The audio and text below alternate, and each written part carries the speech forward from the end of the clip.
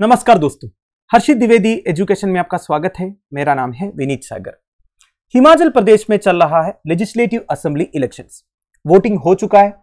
इस बार record turnout है दोस्तों, करीब 76% से ज्यादा टर्नआउट देखने को मिला है Himachal Pradesh legislative assembly elections में। पर अब एक न्यूज निकल के आ रहा दोस्तों, हिमाचल प्रदेश का एक पोलिंग पार्टी को सस्पेंड किया है जब यह पता चला कि इलेक्ट्रॉनिक वोटिंग मशीन्स उन्होंने वोटिंग के बाद काउंटिंग सेंटर तक एक प्राइवेट व्हीकल में लेके गया।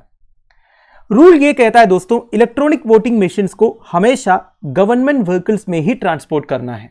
तो आज इस वीडियो में इलेक्ट्रॉनिक वोटिंग मशीन से रिलेटेड कुछ इंपॉर्टेंट डिटेल्स में आपको बताऊंगा, साथ साथ में कौन कौन से लॉस रिलेटेड है वो भी डिस्कस करेंगे। तो ये इंसिडेंट हुआ है Rampur area of Shimla district in Himachal Pradesh में, जहां पे पोलिंग पार्टी ईवीएम्स को एक प्राइवेट कार में लेके जा रहा था काउंटिंग सेंटर तक। तो कांग्रेस के कुछ प्रवक्ताओं ने उन्हें रोका और पुलिस को इन्फॉर्म किया। अब ही हिसाब से पोलिंग पार्टी को सस्पेंड किया है। तो सबसे पहले इलेक्ट्रॉनिक वोटिंग मशीन के बारे में। हमारे देश में जो ईवीएम यूज होते हैं उसमें एक बैलेट यूनिट रहता है, जहां पे कैंडिडेट्स का नाम रहते हैं, उनके नाम के आगे बटन्स रहेंगे। जिनको आपको वोट करना है वो बटन आप दबा सकते हो। और एक कंट्रोल यूनिट रहता है दोस्तों, जिसे बूथ ऑफिसर ऑपरेट करते हैं। MB Hanifa in 1980 made the first Indian electronic voting machine. Two PSCs of India manufactures the EVM, which are Bharat Electronic Limited and the Electronics Corporation of India Limited. ध्यान से सुनिएगा। 1980 में MB Hanifa ने India का पहला electronic voting machine बनाया था। India में दो पब्लिक सेक्टर अंडरटेकिंग्स ईवीएम्स को मैन्युफैक्चर करते हैं। One is Bharat electronic limited, जिसे BEL बोलते हैं। Second is electronics corporation of India limited, जिसे ECIL भी बोलते हैं। 1982 में by elections of north Paravur assembly constituency of Kerala में ईवीएम्स को पहली बार यूज किया था पोलिंग के लिए। ध्यान दीजिएगा, केरला में नॉर्थ परवूर असेंबली कॉन्स्टिट्यूएंसी में 1982 में जब बाई इलेक्शन हुआ था तब पहली बार ईवीएम यूज किया था। तो इलेक्ट्रॉनिक वोटिंग मशीन में नेम्स ऑफ कैंडिडेट्स किस तरह अरेंज होते हैं, देखिए। सबसे पहले नेशनल पॉलिटिकल पार्टीज के जो कैंडिडेट्स हैं उनका नाम रहते हैं, वो भी अल्फाबेटिकल ऑर्डर में। इसके बाद स्टेट रजिस्टर्ड पार्टीज के जो कैंडिडेट्स हैं उनका नाम अल्फाबेटिकल ऑर्डर में रहते हैं।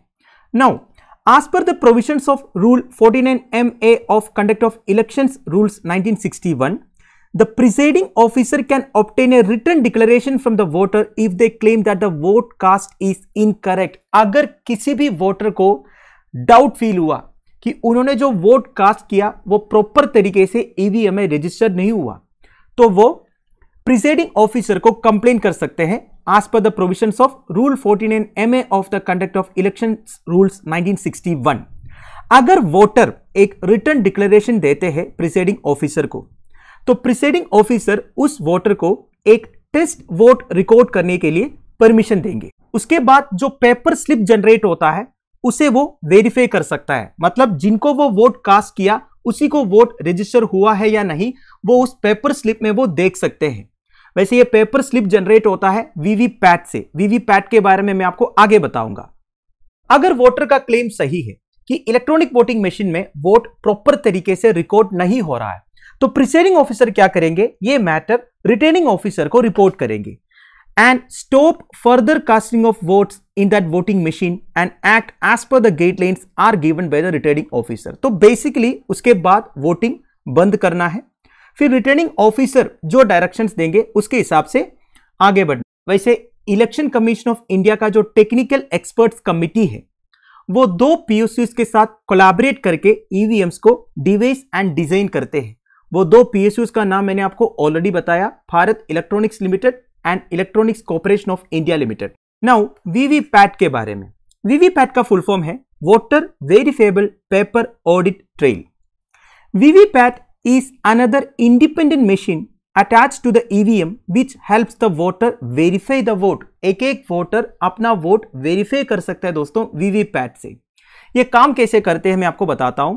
After casting the vote, A slip is printed which contains the serial number, name and symbol of the candidate and is visible through a window for 7 seconds। तो basically आप जब vote cast करोगे इसके बाद 7 second तक VVPAT machine में उस candidate का सीरियल नंबर, नेम, सिंबल सब कुछ विजिबल होगा एक विंडो के थ्रू।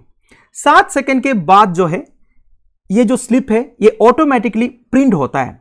उसके बाद एक ड्रॉप बॉक्स रहता है, उसी में जाके गिरता है ये जो स्लिप है। मतलब ये स्लिप आपको नहीं मिलेगा, बस आप देख सकते हैं कि आपने जिस कैंडिडेट को वोट किया होगा उसी को ये वोट रजिस्टर हुआ है या नहीं। Again only engineers from Bharat electronics limited and electronics corporation of India limited conduct checking of EVMs and VVPATs. This is very important. EVM हो या वीवीपैट हो, इसका जो चेकिंग है ये कंडक्ट कराने का authority engineers from BEL and ECIL के पास है और किसी के पास नहीं है। नाउ ईवीएम बैटरी पर चलता है, एक्सटर्नल इलेक्ट्रिसिटी की जरूरत नहीं है। एक ईवीएम में मैक्सिमम 2000 वोट्स तक रिकॉर्ड हो सकता है। नाउ अगर ईवीएम काम करना बंद करते हैं तो उसे एक नया ईवीएम से रिप्लेस करना पड़ेगा और जितने वोट्स रिकॉर्ड हुआ होगा उस ईवीएम में वो डाटा सेफ रहेगा कंट्रोल यूनिट की मेमोरी में। ठीक है। Now the control unit can store this result in its memory until the data is deleted और क्लियर। तो जब तक वो डाटा डिलीट नहीं करते हैं तब तक वो डाटा कंट्रोल यूनिट में सेफ रहेगा। And changing of paper roll is strictly prohibited at polling stations. Polling stations में पेपर रोल जो है वो चेंज नहीं कर सकता। बेसिकली वीवीपैट में जो पेपर रोल्स यूज होता है वो चेंज नहीं कर सकता पोलिंग स्टेशंस में। वैसे देखा जाएगा तो हमारे देश में इलेक्ट्रॉनिक वोटिंग मशीन्स एक कंट्रोवर्शियल टॉपिक रहा है। ऐसा बोला जाता है कि ईवीएम में जो वोट्स डालते हैं उसे इजीली टैंपर किया जा सकता है। एक पॉलिटिकल पार्टी या कैंडिडेट का जो वोट्स है वो इजीली ट्रांसफर किया जा सकता है दूसरी पॉलिटिकल पार्टी या कैंडिडेट के वोट्स में। पर इलेक्शन कमीशन ऑफ इंडिया ने हमेशा एक क्लेम डिनाई किया है। उनके हिसाब से इलेक्ट्रॉनिक वोटिंग मशीन्स को किसी भी हाल में टैंपर नहीं किया जा सकता। एक बार तो इलेक्शन कमीशन ऑफ इंडिया ने पब्लिकली चैलेंज भी किया था और बोला जो इसे प्रूव करेंगे, मतलब इलेक्ट्रॉनिक वोटिंग मशीन्स को टैंपर किया जा सकता है करके, उसे वो प्राइज भी देंगे करके। लेकिन इलेक्शन कमीशन ऑफ इंडिया द्वारा ईवीएम पर जनता का विश्वास बनाए रखने के इन सभी प्रयासों के अलावा ऐसे कई इंसिडेंट्स हुआ है दोस्तों जिससे जनता को ईवीएम की ऑथेंटिसिटी पर संदेह हुआ। जैसे कि आम आदमी पार्टी के एक MLA Saurabh Bharadwaj from Greater Kailash constituency, उन्होंने दिल्ली लेजिस्लेटिव असेंबली में एक लाइव प्रेजेंटेशन दिया था किस तरह ईवीएम को टैंपर किया जा सकता है। अब देखिए दोस्तों, केवल इंडिया में नहीं और भी कई सारे कंट्रीज में ईवीएम्स यूज होते हैं और उन सारे कंट्रीज में ईवीएम्स की ऑथेंटिसिटी के ऊपर सवाल उठाए हैं, जैसे कि Germany, Ireland, USA, Italy etcetera. और कई बार उन्होंने ईवीएम का यूसेज को बंद भी किया था। Now laws in India relating to electronic voting machines, article 324 clause 1 Election Commission of India को यह पावर्स देता है of superintendents direction and control of the elections to both houses of the state legislature. वैसे Election Commission of India कौन कौन से elections conduct करवाते हैं? Presidential election, vice presidential elections, Lok Sabha elections, Rajya Sabha elections and state legislature elections. Now electronic voting machine India में क्यों introduce किया गया था? मेन रीजन यह है दोस्तों, हमारे देश में एक कॉमन सिनेरियो था ballot box capturing and casting of false vote. तो ये बैलेट पेपर यूज करने से ये सारे प्रॉब्लम्स होता था, उसको अवॉइड करने के लिए ईवीएम्स इंट्रोड्यूस किए थे।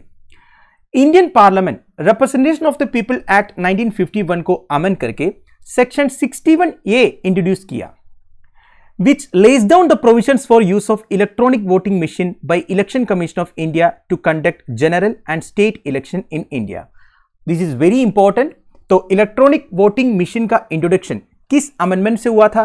Basically representation of people act 1951 में सेक्शन 61A को इंट्रोड्यूस किया। This can be asked in your examinations.